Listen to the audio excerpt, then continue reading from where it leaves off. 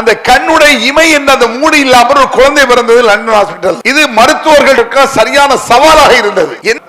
தெரியல, என்ன தூங்க முடியாது, கண்ணு திறந்தே இருக்கும், எப்படி தூங்குறது? இப்படி திறந்தே இருந்ததுன்னா ஒரு தூசி விழுந்தா கூட கொஞ்ச நாள்ல கண்ணு வீணா போயிருமே. அதனால ஒரு மருத்துவ குழு ஒண்ணு சேர்ந்து இதற்கு ஒரு நல்ல முயற்சி எடுத்தாங்க. அந்த குழந்தையினுடைய கையில இருக்கக்கூடிய தோல் இருக்குல்ல, இதை வெட்டி கரெக்டா அது மாதிரி இதை ஸ்டிச் பண்ணி விட்டாங்க, தச்சு விட்டாங்க கரெக்டா அழகா எடுத்து. ஆனால் அந்த மூடி இயங்கவில்லை. தூங்க முடியும், முழிக்க முடியாது, சும்மா இப்படி தாங்க.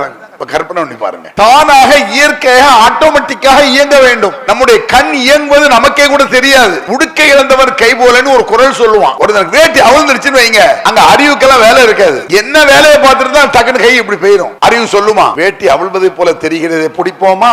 அப்படிலாம் போவாது, உங்களை அறியாமல் டக்குன்னு போயிருமாமா. அது போல இந்த கண் மூடி இருக்குல்ல, 1000 கவனத்தில் இருந்தாலும் கூட ஒரு கொசு வந்துட்டா டக்குன்னு மூடிக்கும். அப்படி இந்த மூடி இயங்கவில்லை, மூடிய போட்டுறலாம். இயங்க வைப்பவன் யார்? அந்த வசனத்தை பாருங்க, படைத்திருக்கிறான்.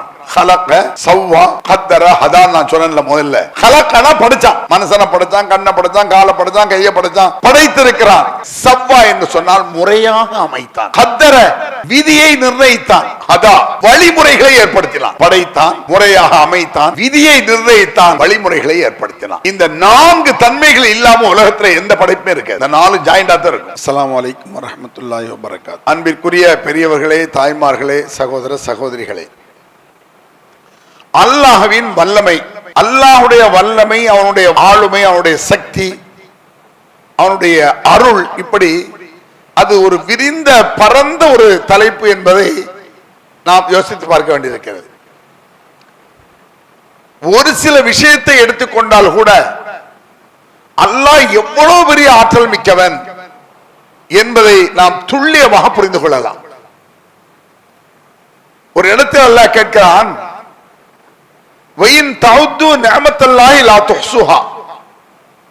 அல்லாஹ் உங்களுக்கு செய்த அருள் கொடைகளை கணக்கிட ஆரம்பித்தால் எண்ணி மாளாது அப்படிங்கிறான். அல்லாஹ் கணக்கிட முடியாது. அல்லாஹ் செய்த ஒவ்வொரு அருள் உருவக்கும் இருக்கட்டும், அல்லாஹ் செய்த அருட்கொடைகள் ஒன்றை எடுத்துக்கொண்டால் கூட அதில் 1000 வகையான வல்லமை திறமைகளை நாம் பார்க்கலாம். அப்படி ஏகப்பட்ட விஷயங்களை திருமறை குர்ஆன்ல கேட்கிறான். முஃபி அன்ஃபுசிக்கும் அஃபலா துபஸிரூன், உங்களை நீங்கள் யோசித்தீர்களா? அவரவரை நீங்க யோசிச்சு பார்த்தீங்களா? அல்லாஹ் உங்களை நீங்கள் யோசித்து பார்த்தீர்களா? இன்னொரு இடத்துல அலம் நஜஅல் லஹு ஐனைன், 2 கண்களை உங்களுக்கு தரவில்லையா? வலிசானம் வ ஷஃபத்தைன், பேசும் நாக்கு, உதடுகளுக்கு இடையில் இருக்கக்கூடிய நாக்கு, இதெல்லாம் உங்களுக்கு தரவில்லையே என்று மேலோட்டமான சில கேள்விகளை கேட்கிறான். இதில் பார்த்தால் கூட அல்லாஹ்வுடைய வல்லமையை தெள்ள தெளிவாக புரிந்து கொள்ளலாம். இன்னொரு இடத்தில் சப்பிஹிஸ்ம ரப்பிக்கல் ஆலா அல்லதி ஹலக ஃபஸவ்வா வல்லதி கத்தர ஃபஹதா, ஹலக சவ்வா கத்தர ஹதா என்று 4 வகையான வல்லமைகள் இந்த வசனத்தில் இருக்கிறது. இது ஜும்மாவுல ஓதுறமே, சப்பிஹிஸ்ம ரப்பிக்கல் ஆலா அல்லதி ஹலக ஃபஸவ்வா வல்லதி கத்தர ஃபஹதா, ஹலக சவ்வா கத்தர ஹதா, 4 வல்லமைகளை அல்லாஹ் இதிலே இந்த வார்த்தையில் சொல்லுகிறான். இந்த வல்லமையை சொல்லிதான் நீங்கள் அல்லாஹ்வை புகழுங்கள். சுப்ஹான் அல்லாஹ் என்று சொல்லுங்கள், அல்ஹம்துலில்லாஹ் என்று சொல்லுங்கள், அல்லாஹ் அக்பர் என்று சொல்லுங்கள் எல்லாம் பல வசனம் திருமறை குர்ஆனில் இருக்கின்றன. இதில் சில விஷயங்களை நான் சொல்கிறேன். அலம் நஜஅல் லஹு ஐனைன், இது குர்ஆன் வசனம். 2 கண்களை தரவில்லையா அப்படிங்கிறான் அல்லாஹ். இந்த 2 கண்களை தரவில்லையா என்பதில் இந்த கண்ணுடைய மூடி இருக்குல்ல, இந்த மூடி இமை என்று சொல்கிறார்களே, கண் மூடி, இந்த கண்ணுடைய இமை மூடி இல்லாமல் சில ஆண்டுகளுக்கு முன்னால் லண்டன்ல ஒரு குழந்தை பிறந்துச்சு. கண்ணு மூடி இல்ல, கண்ணு இருக்குது, பார்வை இருக்குது, கண்ணுடைய மூடி இல்லை அந்த குழந்தைக்கு. கண்ணு ஒரு முக்கியம் என்றால் அந்த கண்ணுடைய மூடி மிக மிக முக்கியம். இந்த கண்ணுடைய மூடி இல்லைன்னா கற்பனை பண்ணி பாருங்களேன், கை இல்ல, கால் இல்ல, விரல் இல்ல, குருடா இருக்கு, இப்படி பல இருக்கு. அதுல கண்ணுடைய இமை என்ற அந்த மூடி இல்லாமை, இப்படி மூடி இல்லை. நம் குழந்தைக்கு அப்படி இருந்தா எப்படி இருக்கும்? இந்த கண்ணுடைய மூடி இல்லாட்டி பிறந்த குழந்தைக்கு கண்ணுடைய மூடி இல்லைன்னு சொன்னா ஒரு தூசியே வருதுன்னு வைங்க, ஒரு தூசி வந்து டக்குன்னு அந்த தூசியில இருந்து கண்ணை பாதுகாப்பது கண் மூடிதான். நம்மளை அறியாம அந்த கண் அப்படி மூடிக்கும்.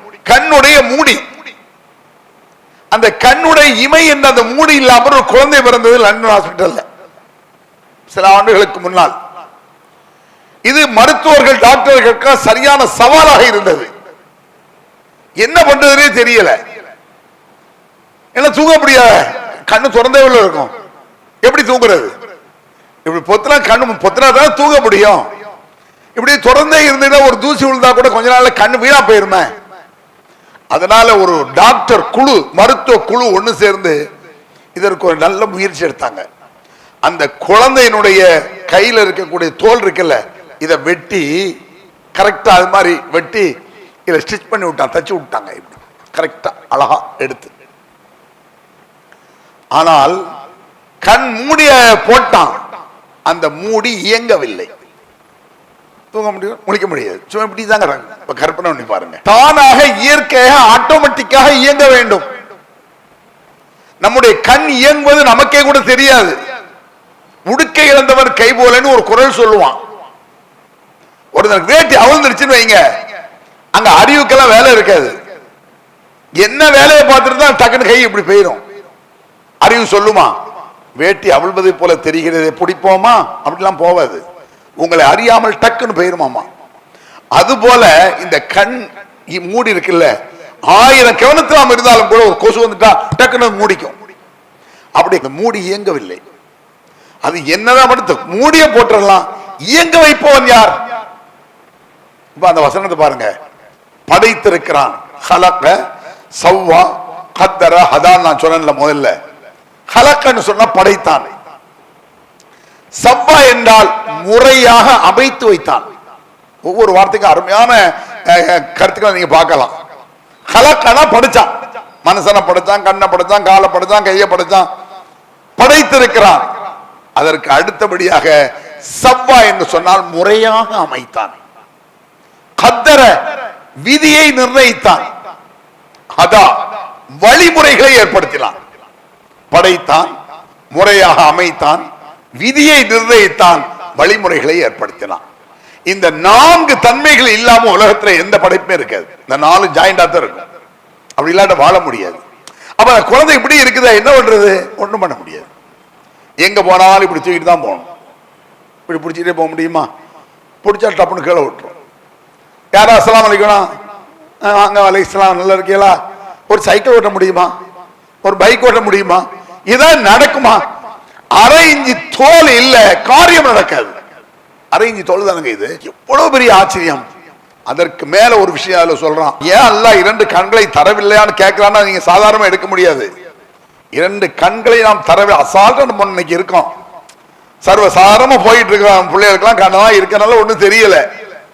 கண்ணுக்கென்று ஜூம் உள்ளே இருக்குதான். ஜூம், இந்த கேமரால ஜூம் இருக்குல்ல, பக்கத்துல இப்படி எடுத்துக்கிட்டே இருப்பாங்க. கொஞ்சம் தூரத்தில் இருக்குன்னா லேசா ஜூம் பண்ணுவாங்க. அப்புறம் திருப்பி பக்கத்துல இருக்குன்னா அப்படி ஜூம் பண்ணணும். கிட்டத்தில் இருக்கா தூரத்தில் இருக்கா, அதுக்கு பிறந்த ஜூம் அப்படின்னு சொல்றான்.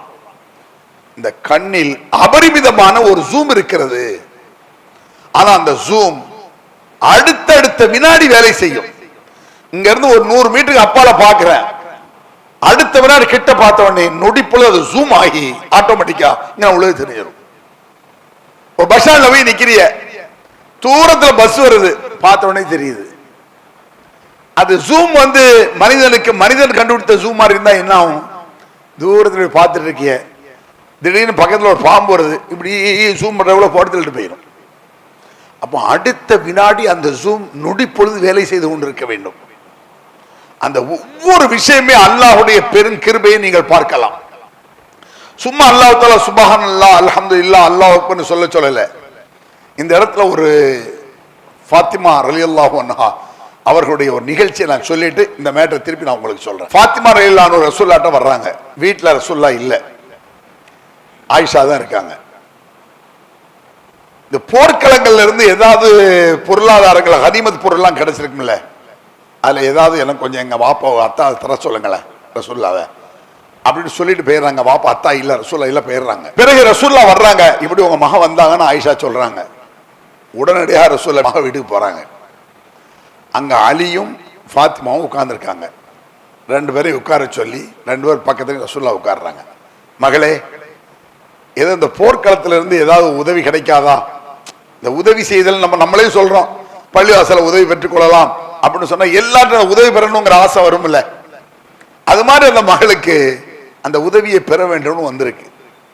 ஏனென்றால் சஹாபாக்களோடு ஃபாத்திமா ரலியல்லாஹு அன்ஹா அவர்களும் போர்க்களத்தில் உதவி பண்ணியிருக்காங்க.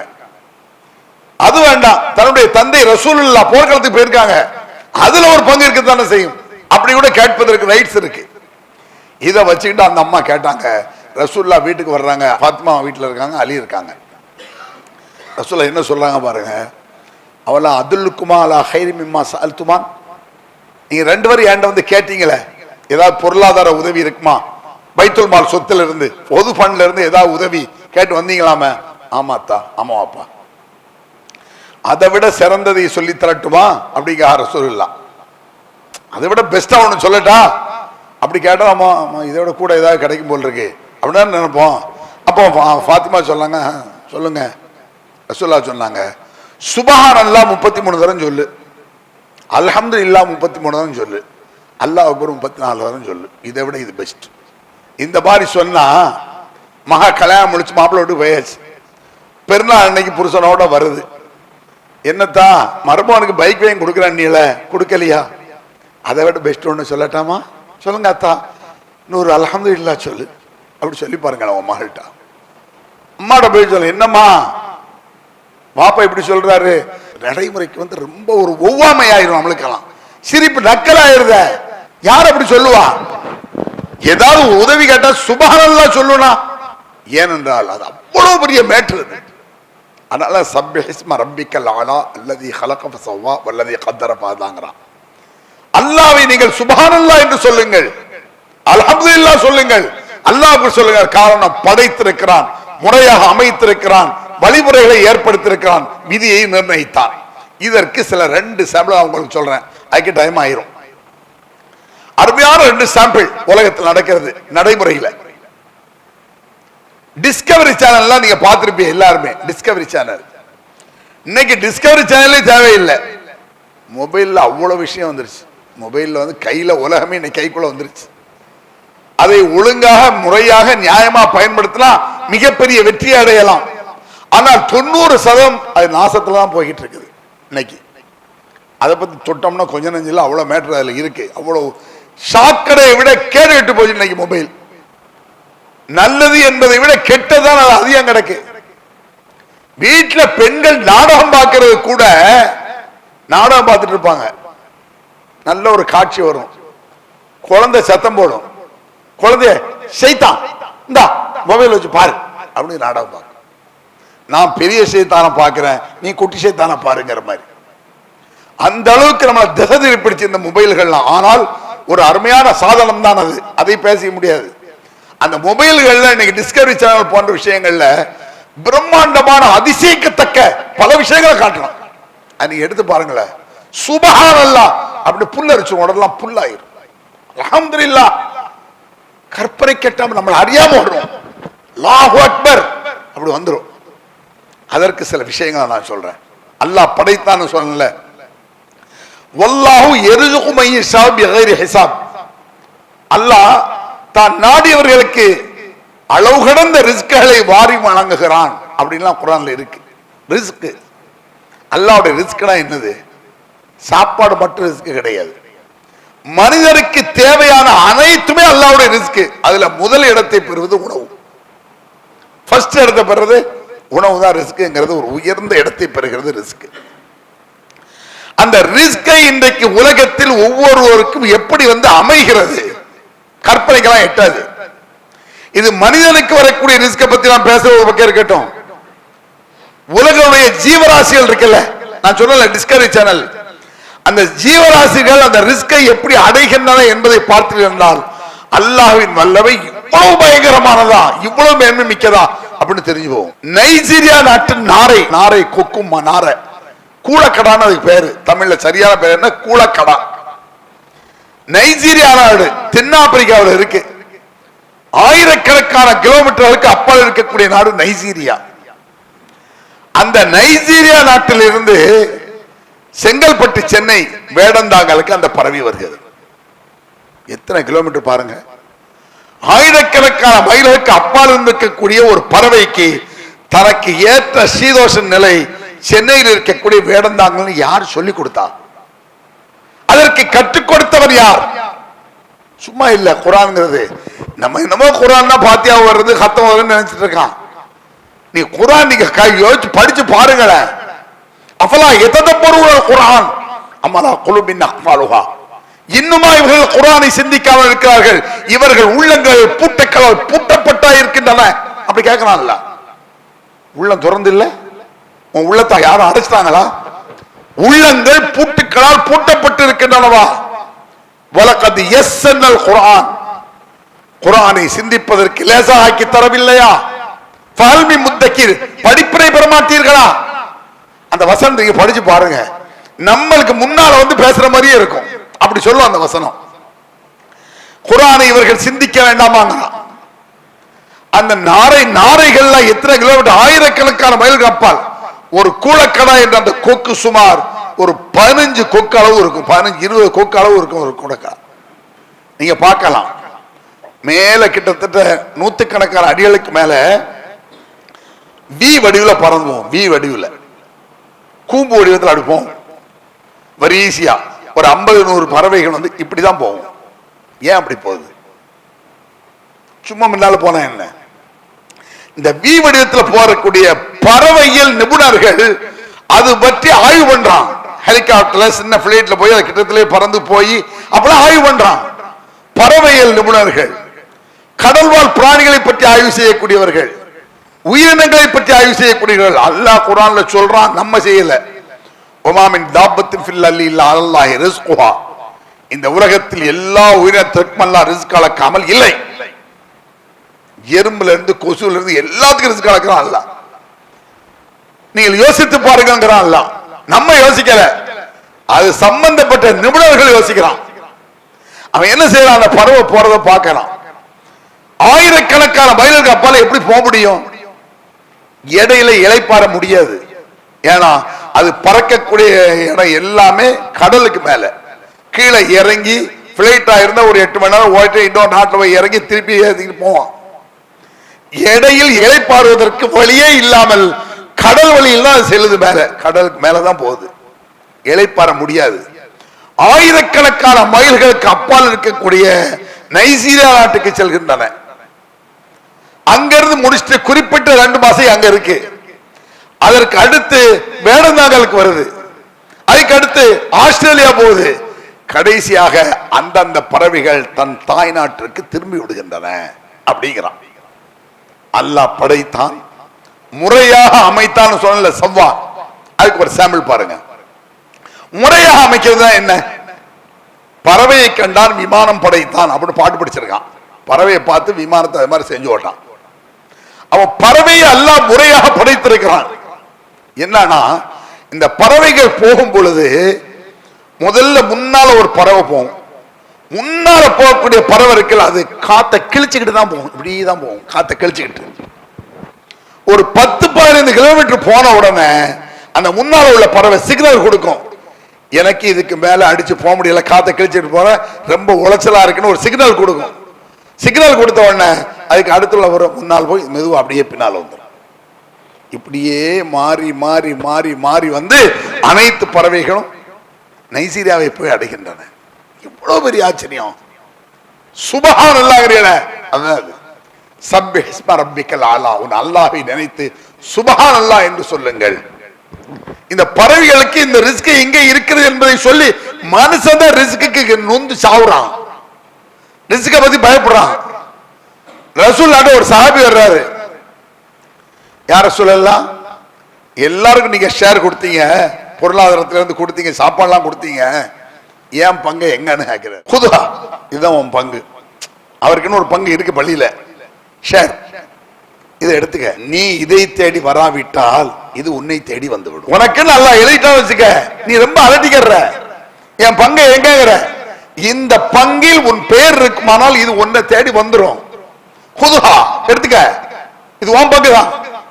இதெல்லாம் ரசூல் ஸல்லல்லாஹு அலைஹி வஸல்லம் சின்ன சின்ன விஷயங்களில் கூட அந்த ஈமானை வெளிப்படுத்துகிறார். இது அல்லாஹ்வுடைய ரிஸ்க். உனக்கு அல்லாஹ் எழுதிட்டான், ரொம்ப அலட்டிக்காத, முயற்சி எடு, முயற்சி செய், கஷ்டப்படு, உல, அலட்டி சாவாது அப்படிங்காத. இந்த கொரோனாவில் பெரும்பெரும் கோடீஸ்வரன்லாம் நொந்துட்டான் தெரியுமா உங்களுக்கு? பெரிய கோடீஸ்வரன்லாம் இருப்பான், ஏழைகள் கூட பெருசாக நொந்துவ மாட்டான், அசால்ட்டா இருந்தான். கோடி கோடிய பணம் வச்சுதான் அவன்லாம் என்ன இப்படியே கொரோனா இப்படி இருந்துருமோ, அப்படியே காசு கரைஞ்சுவோமோ, சோத்து கொள்ளி இல்லாம போயிருவோம், அப்படி ஆயிட்டானோ, சைக்கோ ஆயிட்டாங்க நிறைய பேர். அதே நபிகள் ஹுதுஹா, இது உன்னுடைய பங்கு, நீ வராவிட்டாலும் இது உன்னை தேடி வரும். அதுபோல அந்த பறவைகள் போகுது, பறவையை பற்றி கூட ரசூலுல்லாஹ் ஒரு உதாரணம் சொல்றாங்க, அதெல்லாம் எழுதா டைம் ஆயிரும். அந்த பறவைகள் அப்படி போய் தன்னுடைய உணவு சற்று அவைகள் தங்களுடைய தாய் நாட்டிற்கு கடைத்தாக வந்து விடுகின்றன அப்படிங்கிறான் இன்றைய பறவைகள் நிபுணர்கள். இது ஒரு மேட்ரு. இன்னொரு மேட்ரு, இதோட ஒரு ஆச்சரியமான மேட்ரு இருக்கு. ஆஸ்திரேலியா கடற்கரை, ஆஸ்திரேலியாவில் ஒரு கடற்கரை இருக்கான். அந்த ஆஸ்திரேலியா கடற்கரையில ஒரு வகையான முதலைகள் இருக்குது. இந்த முதலை பண்ண சென்னையில தான் இருக்கு, ஆயிரக்கணக்கான முதலை கணக்கு போய் பாருங்க. சென்னையில இருந்து ஒரு 50 கிலோமீட்டர் தள்ளி இருக்கு, பாண்டிச்சேரி ரோட்ல. ஆஸ்திரேலியாவில் ஒரு வகையான முதலைகள் இருக்காமா. அந்த ஆஸ்திரேலியா கடற்கரையில நூத்துக்கணக்கான முதலைகள் தினமும் வந்து ஆணு பிளந்து நிற்கும் கடற்கரையில. ஆணு அது சாப்பாட்டுக்கு நிக்கல, அதை பத்தி ஆய்வு பண்றான். ஏன்டா இது ஆண் நிக்குது, என்ன ஏது, இதை பற்றி ஒரு குழு அமைச்சு வேலை பார்த்துட்டு இருக்கான். அது என்ன மேட்டர்னா, கடலின் ஆழத்தில் இருக்கக்கூடிய பல பொருள்களை மீன்களை எல்லாம் திங்குது. பெரிய பெரிய உயிரினங்களை கடிச்சு கொதறி தின்னு முடிச்சிருது. தின்னு முடிச்ச உடனே அந்த மீனுடைய முட்கள் கொழுப்பு பதார்த்தங்கள்லாம் முதலையினுடைய பல் இடுக்கல மாட்டிக்கிறது. பல் இடுக்கல மாட்டின உடனே குடைச்சல் தாங்க முடியல முதலைக்கு. அந்த குடைச்சலை போக்குறதுக்காக கடற்கரை வந்து படுத்து கிடக்குது. எப்படி போக்கு, மனுஷனா இருந்தா ஒரு இறைச்சியை சாப்பிடுறான், பல் எடுக்காம ஒரு குச்சி எடுத்து குத்தி துப்பிட்டு போயிடுறான். முதல்ல என்ன செய்யும், நிக்குது. அந்த ஏரியாவில் இருக்கக்கூடிய தலையில் குச்சி போன்ற ஒரு கொண்டை இருக்கக்கூடிய குருவி, குருவி இருக்கு. அந்த குருவி என்ன, தலையில ஒரு கொண்டை இருக்கு, அந்த கொண்டை குச்சி மாதிரி இந்த மாட்டு கொம்பு மாதிரி இப்படி இருக்கும், லேசா நின்றுகிட்டு. அந்த மாதிரி குருவி என்ன செய்யுது, முதல்ல வாய்க்குள்ள போய் அந்த பல் இடுக்கல மாட்டை கொத்தி கொத்தி கொத்தி கொத்தி திங்குது எல்லாத்தையும். இதுக்கு பெரிய ஆச்சரியமாக நீங்க இந்த ஓரங்கள் எல்லாம் பார்க்கலாம். இந்த எருவு மாட்டு முதுகு மேல காக்கா கொத்தி கொத்தி சாப்பிட்டுருக்கா, காக்கா எங்க கொத்தி திங்கும். எருவு மாடு நல்லா சுகமா போகும். எருவு மாட்டு முதுகில் காக்காக்கு அல்லாஹ் ரிஸ்க் வச்சிருக்கான்னு அர்த்தம். அதுபோல பல் இடுக்கல்ல மாட்டை கொத்தி கொத்தி கொத்தி தின்னு முடிச்ச உடனே முதலைக்கு தினவு பெயரும், குடைச்சல் பெயருது. போன உடனே முதல்ல என்ன செய்யும், டப்புன்னு வாயை மூடும். வாய் மூடின உடனே அந்த குருவி இருக்க தலையில குச்சிவை கொண்டு இருக்க அதை அப்படி தூக்கும், முகவாட்டில் ஒரு குத்து, திருப்பி திறந்துடும், ஓடி போயிடும். இதை பார்த்துதான் ஆச்சரியப்படுறான், இதோட அன்றாடம் நடக்குது. அப்ப கடலின் ஆழத்தில் உள்ள மீன்கள் எல்லாம் முதலைக்கு உணவாக வேண்டும் என்றும், அந்த மீனுடைய கொழுப்பு பதார்த்தங்கள் இந்த முதலையின் பல இடுக்களில் மாட்டிக்கொண்டு அது குருவிக்கு உணவாக வேண்டும் என்றும், இந்த குருவி முதலைக்கு உணவாக கூடாது என்றும் அமைத்து வைத்தவன் யார், யார் அப்படிங்கிறான். அந்த அப்படி கேட்கிற மாதிரி இருக்கும். இதை அமைத்து வைத்தவன் யாரப்பா, இந்த படைப்பை அமைத்து வைத்தவன் யார், படைத்தான், முறையாக அமைத்தான்.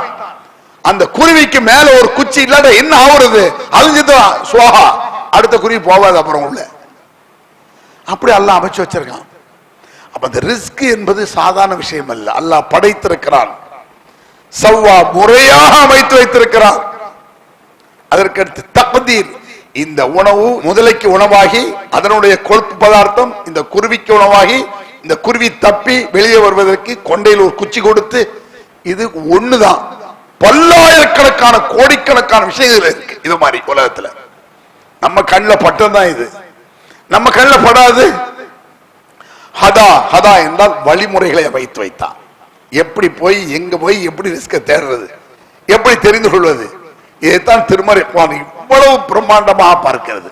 இப்ப யோசிச்சு பாருங்க, உமா ஹலக்துல் ஜின்ன வல் இன்ஸ இல்லா லியஅபுதூன், அந்த வசனம் சும்மாவா? மனிதர்களையும் ஜின்களையும் நான் படைத்தது என்னை வணங்கத்தான் படைத்தேன். வேற எதுக்கு படைச்சிருக்கேன்னு நினைக்க? உன்னை படைத்தது என்னை வணங்க, உனக்காக படைத்தது. நம்மை படைத்தது விட நமக்கா படைத்தது பெருசு. யாவும் வச்சுக்கிடுங்க. நமக்கு நம்ம படைச்சிருக்கான் அல்ல மனுஷனை. மனுஷனுக்கா படைச்சது எது அதிகம்? மனிதனை விட மனிதனுக்கா படைத்த சந்திரன், கோள்கள், சூரியன் இன்னைக்கு சொல்றானே, அது அல்லாஹ்வுடைய வல்லமையில மிக முக்கியமா தெரிய வேண்டும். ஒன்று பிக் பேங் தியரின்னு சொல்றாங்களா, பெருவெடிப்பு கொள்கை. அப்படி கேள்விப்பட்டிருப்பீங்க ஸ்கூல்ல 10th +2 +1 எல்லாம் சொல்லி தந்திருப்பாங்க. 9, 10 எல்லாம் சொல்லி தருவாங்க. பிக் பேங் தியரி, பெருவெடிப்பு கொள்கை. பெருவெடிப்புனா என்ன? குர்ஆன்ல பச்சையா இருக்கு, சுத்தி வளைச்செல்லாம் பேச வேண்டாம். கானத்தா ரத்கன், சூரியன், சந்திரன், கோள்கள் அனைத்தும் ஒன்றாக சேர்ந்து இருந்தன. எல்லா கோள்களும் ஒன்றாக இருந்துச்சுன்னா என்ன?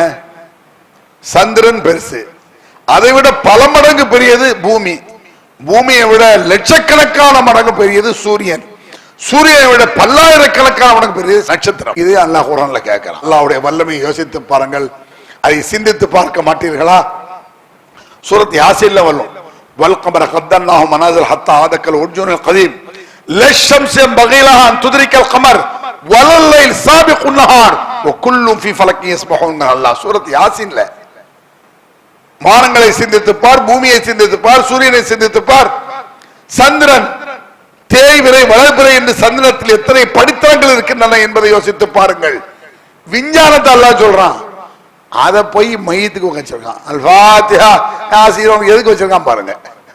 அந்த எவ்வளவு அருமையான சிந்தனையை சொல்லுது, எவ்வளவு பெரிய விஞ்ஞானத்தை அது பேசுது, பூகோளத்தை இஸ்லாம் குர்ஆன் சொல்லுது. அதை போய் மையத்துக்கு கொண்டே வச்சுட்டாங்க ஆலிம் சாக்கள். யாராவது மையத்துல போய் இப்படி சொல்ல முடியுமா? ஒரு மையத்து கிடக்குது, சூரியனை சிந்தித்தாயா, சந்திரனை யோசித்து பாரு சொல்லுவான். ஒருத்தன் பைத்தியக்காரன் கூட சொல்ல மாட்டான். தூங்கிட்டு இருக்க யாராவது பேசுவாங்க, நல்ல குரலோடு தூங்கிட்டு இருக்கான், அவன்கிட்ட போயிட்டு சோமா இருக்கியா, சாப்பிட்டாச்சா, கிற்கான் நம்மளை பார்த்து கேட்பான். தூங்குறவன் போய் இப்படி கேட்க முடியாத, செத்தவன் போய் யாராவது கேட்க முடியுமா? பெரிய பெரிய அறிஞர் பெருமக்கள், ஆலிம் பெருமக்களே அப்படித்தான் இருக்கான். அது எனக்கு ஆச்சரியமா இருக்கு. எனக்கு ஓய்த்திருந்தால் நான் ஓதுற காலத்தை என்னுடைய அஜத் 40 வருஷம் அரபி தேர்ச்சி பெற்றவர்கள் அவங்கெல்லாம். எங்க அஜர்த் ஒரு ஆள் இருந்தாரு, அதை சொல்லிட்டு நான் விஷயத்தை முடிச்சிடறேன். எப்படி இருக்காங்க பாருங்கிறது தான்.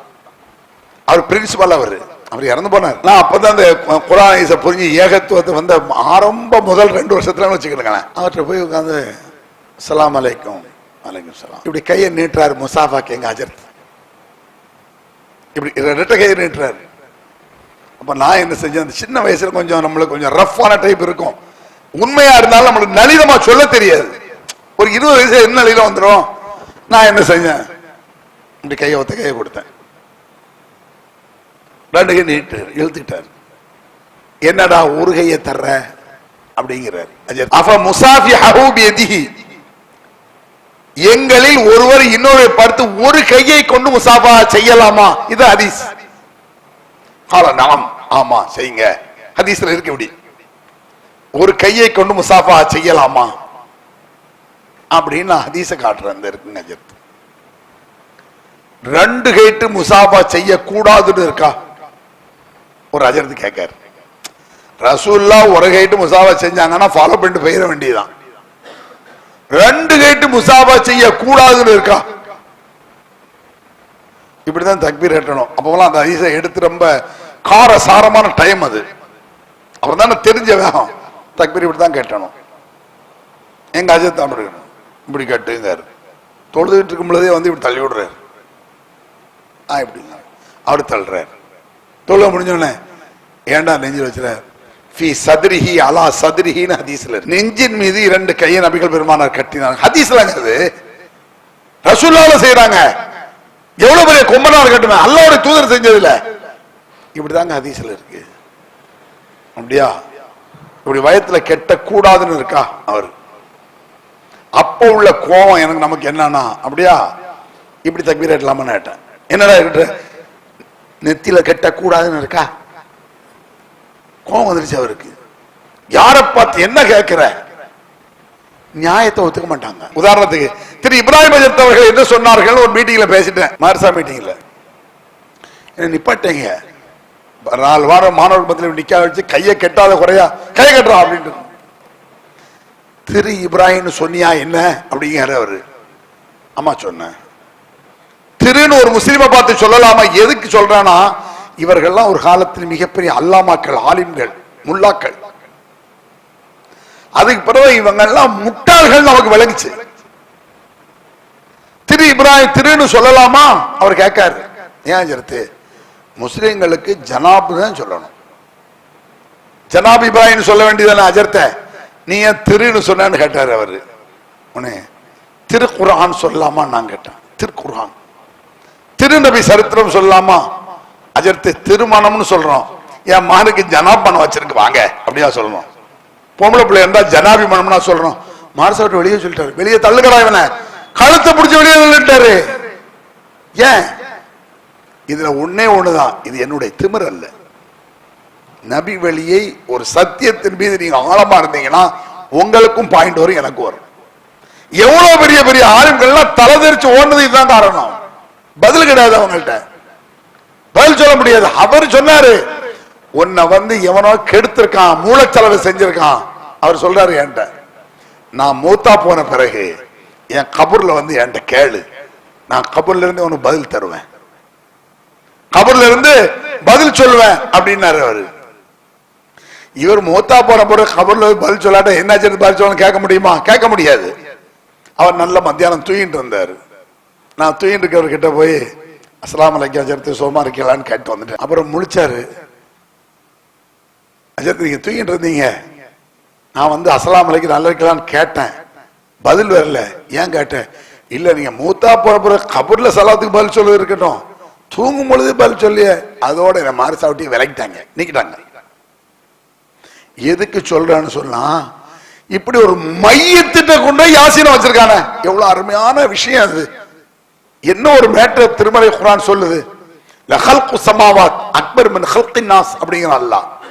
வானங்களை படைத்திருப்பது வல்லமை மனிதனை படைத்திருப்பதை விட அப்படிங்கிறான் அல்லாஹ். வானங்களை படைத்திருப்பது வல்லமை. எப்படி வல்லமை? இந்த பிரம்மாண்டமா தெரியுத, அதை விட வல்லமை என்ன? அதுதான் பிக் பேங் தியரிங்கிறது. எல்லா கோள்களும் ஒன்றாக இருந்தன. இது எல்லாம் ஒன்னா இருந்துச்சுன்னா கற்பனை கேட்டுதான் எட்டல. விஞ்ஞானம் சொல்லுது, மனசை ஏத்துக்கிட்டான். அல்லாஹ் சொல்றான், நம்ம ஏத்துக்கிட்டான். அல்லாஹ் சொல்றான் எல்லாம் ஒரே கோள்களாக இருந்தன. ஃபஃபதக்ராஹுமா, அல்லாஹ் பிரித்தான், உடைத்தான் அப்படின்னு வச்சுக்கோங்களேன்.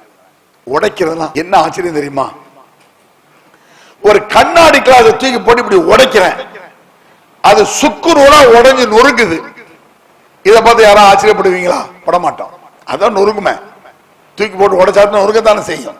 அது ஆச்சரியம் அல்ல. நான் ஒரு கண்ணாடி, பெரிய கண்ணாடி குலோபத்துக்கு அப்படி உடைக்கிறேன், எல்லாமே வட்ட வடிவமா உடையுது. கரெக்டா உருண்டையா வட்டமா கோழி கோழியா உடைஞ்சு அப்படியே நாலா பக்கம் அப்படி செதறி ஒரு இடத்துல போய் கரெக்டா நின்னா என்ன சொல்லுவான்? இவர் தான்டா அவுலியான்றான். ஏன்? கோழி கோழியா உடையுத. எல்லாரும் உடைஞ்சு கேருக்கு மாறாவில் உடையும்.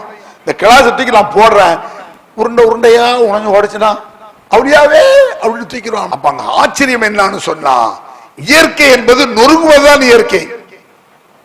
இறைவனால் வகுக்கப்பட்டு வரையறுக்கப்பட்டு வட்ட வடிவமாக துல்லியமாக ஒவ்வொரு கோள்களும் பிரிந்தன, பிரித்திருக்கிறான் அல்லாஹ்.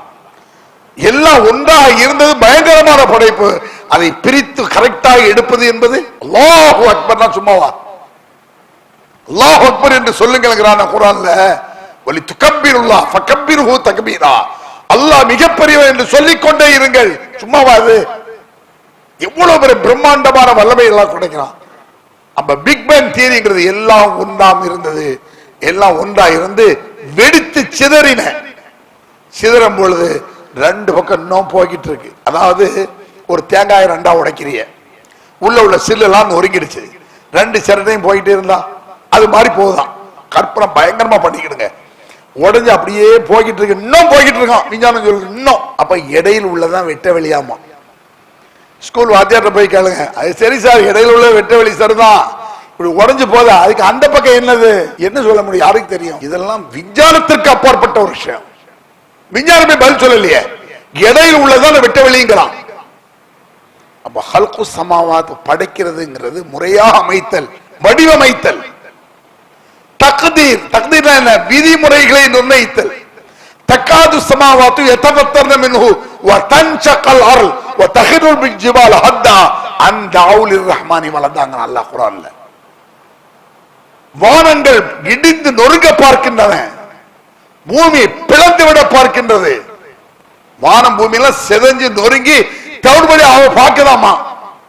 அல்லாஹ் அப்படி ஆகாம காப்பாத்திட்டு இருக்கானாமா, பாதுகாத்துட்டு இருக்கான். ஏன்? அந்த அவுலிர் ரஹ்மானி வலதா, அல்லாவுக்கு புள்ள இருக்கான்னு சொல்றான. வானம் இடிஞ்சிருண்டா மூதைங்கிறான். வானம் இடிஞ்சு போகும், பூமி ரெண்டா பிளந்துரும். ஏன்? அல்லாவுக்கு புள்ள இருக்குன்னு சொல்லலாமா? அங்கே அல்லாஹ் ஷிர்க் தான் கொண்டு வர்றான். இந்த ஏகத்துவத்தை ஏன் இவ்வளவு முக்கியத்துவப்படுத்த உங்களுக்கு விளங்குதா? இந்த வானம் இரண்டா கிழிந்து விடும், பூமி நொறுங்கி விடும். ஏன்? அல்லாவுக்கு புள்ள இருக்குன்னு சொல்றது அல்லாவுக்கு அது பிடிக்காது. இணை வைத்தவருடைய கடுமை அல்லாஹ் கொஞ்சம் நஞ்சம் இல்ல, மிகவும் கடுப்பாவது அல்லாவுக்கு இந்த ஷிர்க் தான். கடுப்பு கடுமையா அல்லாவுக்கு ஆகுது. வேற எதுலயும் அவ்வளவு கோவம் ரப்புல் ஆலமீனுக்கு ஆகுறது இல்ல. அவ்வளவு கோவப்படுறாங்க இணை வைத்தல்ல. அல்லாஹ்வின் வல்லமை ஒரு உணர்ந்து கொண்டானே, ஆனால் கற்பனையில் கூட இணை வைத்தல் என்பது அவனுக்கு வராது, கற்பனையில் கூட வராது. நபிகள் நாயகம் ஸல்லல்லாஹு அலைஹி வஸல்லம் அவர்கள் இஸ்லாம் மற்றும் சமுதாய செய்திகளை அறிந்து கொள்ள தமிழ்நாடு தௌஹீத் ஜமாஅத் யூடியூப் பக்கத்தை உடனடியாக சப்ஸ்கிரைப் செய்து கொள்ளுங்கள். மேலும் பெல் பட்டனையும் கிளிக் செய்து கொள்ளுங்கள்.